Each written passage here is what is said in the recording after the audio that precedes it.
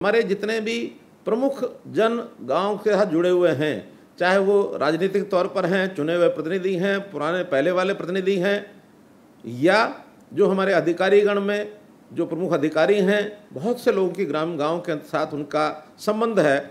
अपने अपने गांव में इनको ज़रूर प्रोत्साहित दें, वहाँ की पंचायत को कहें ज़मीन वो ट्रांसफ़र करें ताकि इस काम को हम आगे कर सकें। क्योंकि योग और व्यायामशाला ये तो वहाँ रहेगी रहेगी।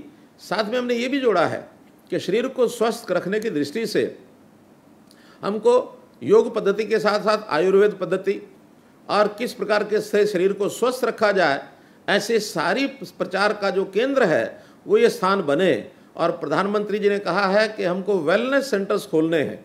पिछले जो पहला वेलनेस सेंटर्स के उद्घाटन का प्रधानमंत्री जी ने देश भर का कार्यक्रम किया, उसमें 20 वेलनेस सेंटर्स ये हरियाणा में भी बनाए गए थे।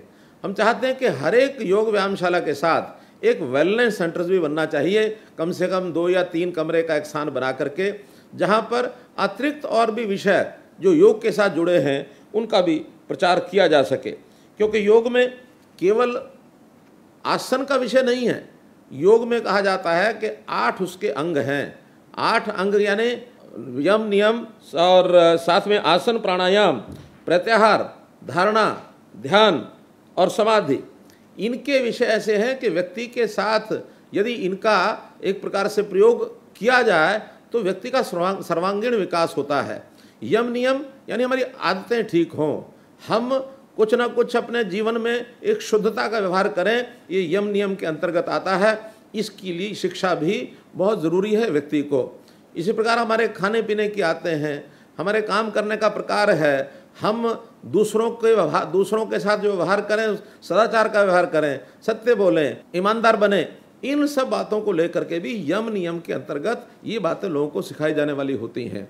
इसी प्रकार आसन के साथ प्राणायाम, श्वास की प्रक्रिया ये व्यक्ति की ठीक हो, प्राणायाम भी योग का एक महत्वपूर्ण भाग है। फिर साथ में धारणा ध्यान समाधि प्रत्याहार, इससे भी व्यक्ति जो है एक उसकी आध्यात्मिक चिंतन की ओर वो बढ़ता है, अर्थात एक अच्छा नागरिक ये उसमें से बनता है।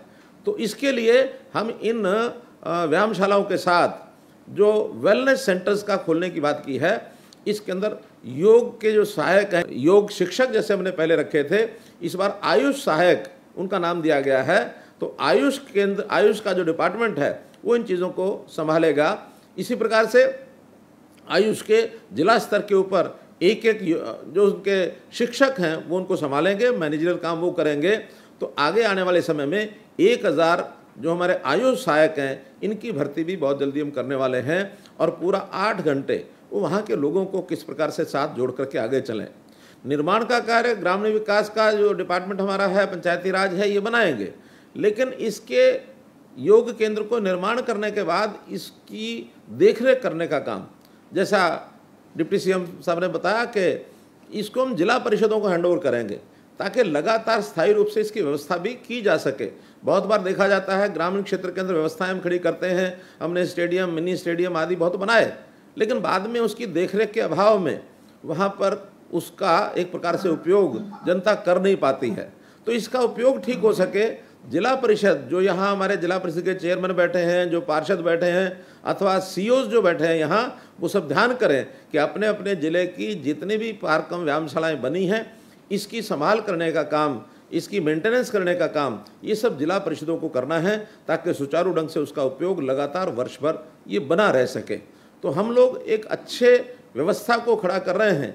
इसके अंदर कल को आगे और जो गतिविधियां चलेंगी उसके अंदर अगर कुछ उपकरणों की आवश्यकता पड़ेगी तो वो सब उपकरण भी आयुष विभाग हमको उपलब्ध कराएगा। आयुर्वेद के नाते से बहुत सी चीज़ों की आवश्यकता यहाँ पड़ सकती है।